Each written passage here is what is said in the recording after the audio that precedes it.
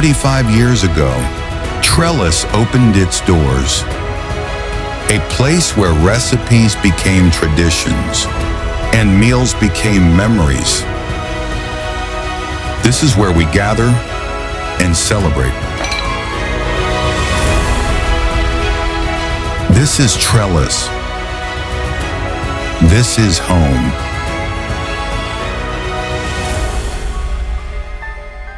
We opened in 1980 with a simple purpose: to bring family and friends closer over good food and conversation. Actually, nag-start dyan yung pinsang ko, si Mario. 6 kami, 7 actually. Nag-iisip kami ng isang tambayan na clean, wholesome. Gusto lang namin na kwentuhan, kakain, parang nasa hardin. Yung concept talagang kailangan na outdoor restaurant. Pagkain Kapampangan, pagkain kung anong uso noon. Ang usong-uso noon, ang sisig eh. Ang pinaka, namin noon, na dadalhin namin ang sisig sa Manila eh. Ayun ang pinaka main reason na binuksan namin ito. From the kitchen to the dining room, we keep one standard: quality with heart. Good food, warm service, a clean place, all the time. That's why the same families return, bringing new ones with them. They feel at home here sa Trellis. Maaliwalas yung place. Hindi mabigat.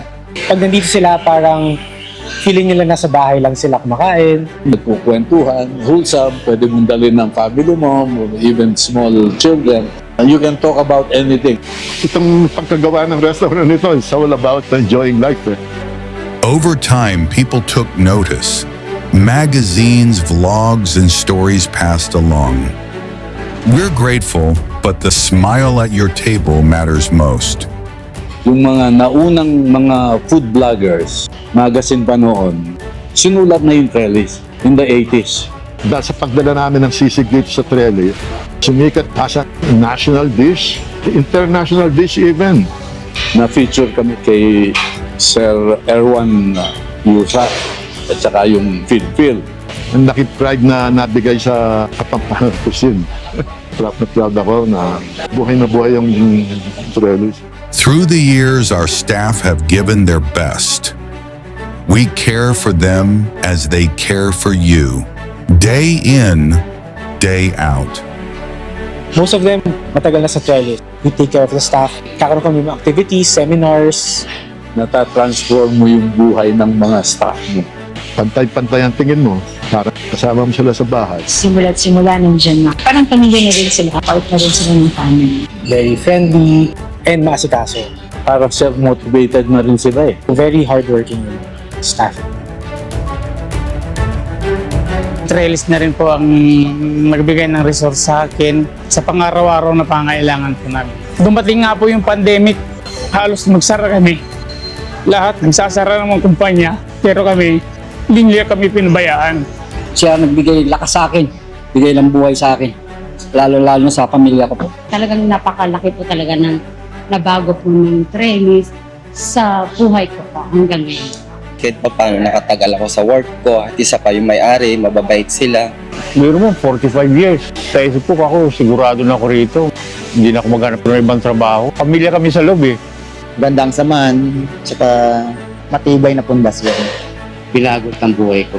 Kung wala ang Trellis, hindi makakatapos ang mga anak ko. Our legacy anchors us and guides us forward. What our founders began lives on in us, felt in the moments you share at our tables. Malaking pressure para sa amin kasi tumagal yung Trellis for 45 years. Yung pressure sa amin is tumagal pa another 45 years. We try to maintain yung idea nila of what Trellis is. Very important na ituloy namin yung sinimulan nila. Una, legacy din ng parents namin. Yung quality ng food, i-maintain namin. Yung kinalakihan nila na lasa, same pa rin. We buy the best ingredients. Hindi kami nagtitipid sa mga ingredients na ginagamit namin. We keep in mind kung ano yung concept na sinumulan nila. To those who grew up with us, and to those just finding us, Thank you for letting our food be part of your days. Maraming salamat po sa lahat ng mga sumuporta, lahat yung mga nagpe-patronize. Sila yung gumawa ng Trellis. We just provided the venue. And maraming po salamat doon sa 45 years nandito ang Trellis. For 45 years, we've been honored to share our home with you. This is Trellis, your home, always. Just like home.